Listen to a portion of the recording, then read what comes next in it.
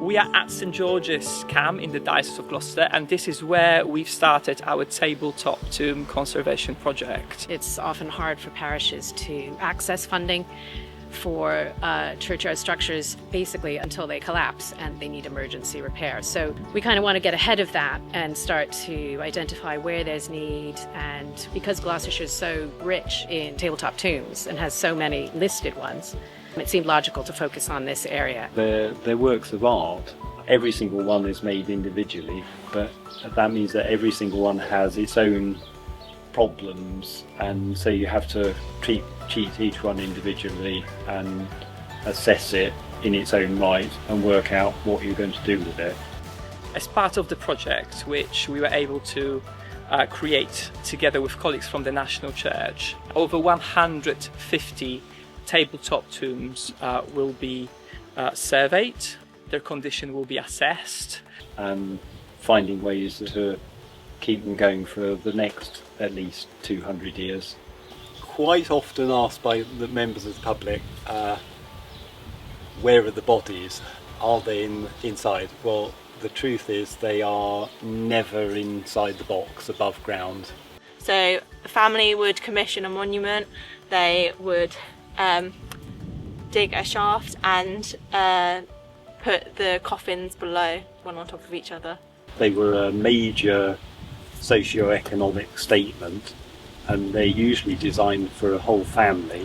I think the stories of people who have lived before us are really interesting, and if they've put in so much time and money into creating these kind of elaborate displays of themselves and their families and their history, that we should help them to keep that going. I'm particularly interested in stone because it's the material which documents the past in a better way than anything else, because it just obviously lasts so long. Outside is affected obviously more by weathering processes. Some things might work in a lab, but they will not work here because we cannot control the humidity, whether it's going to rain, the temperature, and all of these things affect some interventions that we would normally do in a laboratory. So it's really interesting to see how Graham works through those. The methods I use all have to be compatible with surviving outdoors with minimum or no further maintenance. Climate change is actually affecting that as well. Wetter conditions and warmer conditions will mean that the stone will start to act in different ways which it hasn't done previously. So this is a pedestal tomb, which is also known as a tea caddy, which is when the tomb is taller than it is long. The iron cramps in the corners have rusted and expanded and created gaps which the ivy has then found its way into and grown all inside the tomb. The ivy is holding it together, even though it is what has kind of destroyed it. This one has a nice elder tree growing out of it, which has, over the years, it's gradually forced the two panels apart. Unfortunately, this plinth is broken. So what we are looking to do, we're going to advise to take this particular monument all apart, right down to the bottom, and straighten up that plinth and re-level it so it will last longer, and put it all back together with some stainless steel clamps so they don't corrode and cause issues. So like these ones here, they're subsiding, but other parts of the graveyard, they're actually being lifted by tree roots. So it's being able to understand like the processes that are happening and why. This shape is really particular. They're called, well, you can kind of recognise it as a lyre, like the harp instrument. So these are like classical patterns which are recognisable, but the carvers that have made them have only seen the other sculptors' versions of them. So they've mutated and become this kind of folk baroque stylisation, which is only found here, which is really fascinating. We've got some lovely palm leaves and an hourglass, and we've also really interestingly got a angel wing and probably a bat wing as well. The wings are very different, probably had some sort of symbolism to the people, which is really interesting actually.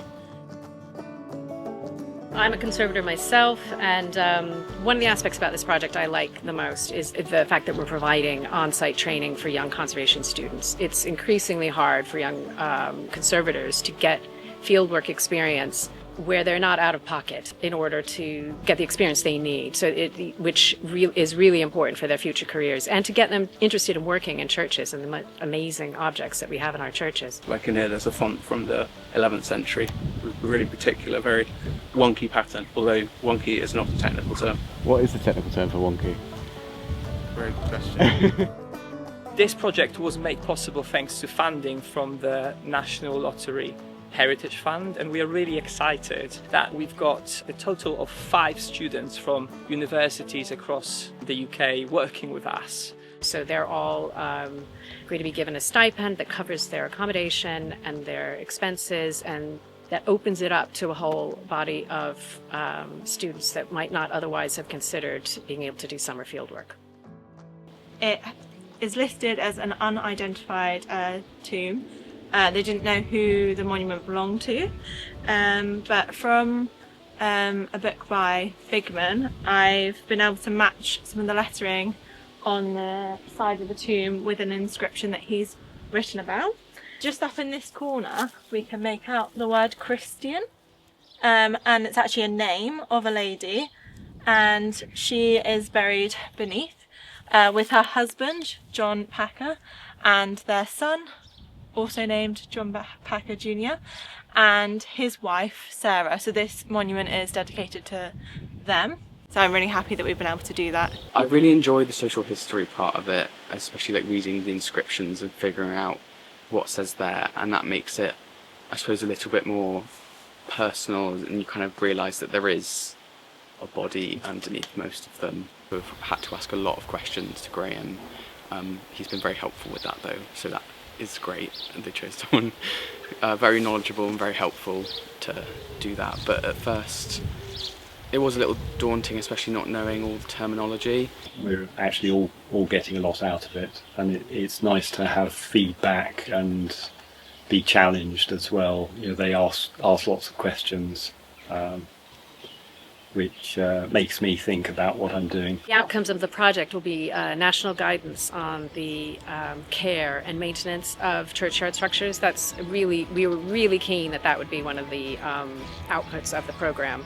There's no existing national guidance on how to maintain them, care for them, what to look out for, and then also information on funding and what resources there are out there to help parishes in caring for these unusual objects. They are listed monuments, or a lot of them are. Therefore, we have a duty of care to look after them to the best of our ability.